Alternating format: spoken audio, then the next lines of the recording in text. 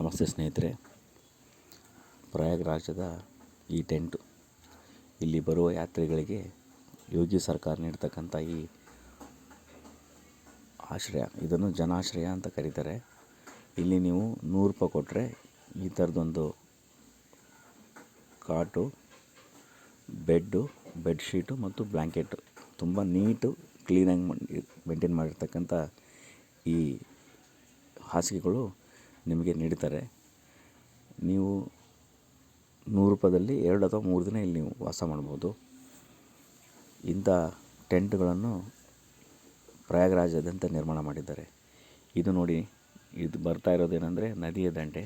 ಆ ನದಿಯ ದಂಡೆಯಿಂದ ನಿಮಗೆ ಸುಮಾರು ಒಂದು ಕಿಲೋಮೀಟ್ರ್ನಷ್ಟು ಆಚೆ ಇರೋದೇ ಇದು ನದಿಯ ದಂಡೆ. ಇಲ್ಲಿ ನಿಮಗೆ ಕಬ್ಬಿಣದ ಶೀಟ್ ಕಾಣ್ತಾ ಇದೆ. ಇದು 10 mm, 15 ಫೀಟು ಉದ್ದ ಮತ್ತು ಅಗಲ. ಇದ್ರ 3 ಫೀಟ್ ಅಗಲ ಇದೆ ಅನಿಸುತ್ತೆ. ಈ ಥರ ಕಬ್ಬಿಣದ ಶೀಟ್ಗಳನ್ನು ನದಿಯ ದಂಡೆ ಉದ್ದಕ್ಕೂ ಅತ್ಯಂತ ಅಚ್ಚುಕಟ್ಟಾಗಿ ಹಾಕಿದ್ದಾರೆ. ಇದರ ಉದ್ದೇಶ ಏನಂದರೆ, ಜನಗಳು ಬೈಕ್ ಅಥವಾ ಕಾರ್ನಲ್ಲಿ ಇದ್ರ ಮುಖಾಂತರ ಬರ್ಬೋದು. ಇಲ್ಲಾಂದರೆ ಈ ಮರಳಿದೆಯಲ್ಲ, ಅದು ರಂಗೋಲಿಯಷ್ಟು ಚಿಕ್ಕದಾದ ಮರಳು, ಪೌಡ್ರ್ ಥರ ಇದೆ, ಅಲ್ಲಿ ಕಾಲಿಡೋದು ಆಗಲ್ಲ ಅಂತ ಅಂದ್ಬಿಟ್ಟು ಮಾಡಿದ್ದಾರೆ. ಪ್ರಯಾಗ್ರಾಜದ ಇನ್ನೊಂದು ವಿಶೇಷತೆ ಏನಂದರೆ 24x7 ಜನಗಳು ಬರ್ತಾನೆ ಇರ್ತಾರೆ. ಬಂದವರು ಸ್ನಾನ ಮಾಡಿಬಿಟ್ಟು ಹೋಗ್ತಾ ಇರ್ತಾರೆ. ಮತ್ತು ಇಲ್ಲಿ ಕ್ಲೀನೆಸ್ಸು ತುಂಬ ಚೆನ್ನಾಗಿದೆ. ಇಲ್ಲಿ ನೋಡ್ತಾ ಇರ್ಬೋದು, 24x7 ಅಲ್ಲಿ ಕೆಲವು ಕಾರ್ಯಕರ್ತರು, ಸ್ವಯಂ ಕಾರ್ಯಕರ್ತರಿದ್ದಾರೆ. ಅವರು ತಮ್ಮ ಕೆಲಸದಲ್ಲಿ ತೊಡ್ಕೊಂಡಿರ್ತಾರೆ.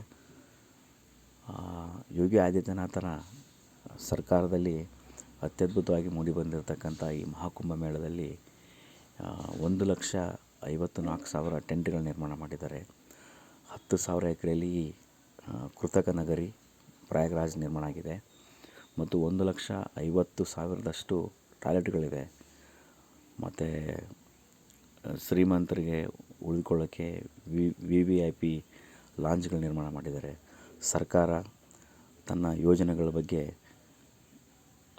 ಕೆಲವು ಟೆಂಟ್ಗಳು ನಿರ್ಮಾಣ ಮಾಡಿ ಅಲ್ಲಿ ಅಧಿಕಾರಿಗಳನ್ನು ಕೂಡಿಸಿ ಅವರಿಂದ ಸರ್ಕಾರದ ಯೋಗಿ ಆದಿತ್ಯನಾಥ ಸರ್ಕಾರ ನಡೆಸತಕ್ಕಂಥ ಈ ಕುಂಭಮೇಳದ ಅಭೂತಪೂರ್ವ ಘಟನೆಗಳನ್ನು ವಿವರಣೆ ಮಾಡತಕ್ಕಂಥ ಅಧಿಕಾರಿಗಳಿದ್ದಾರೆ.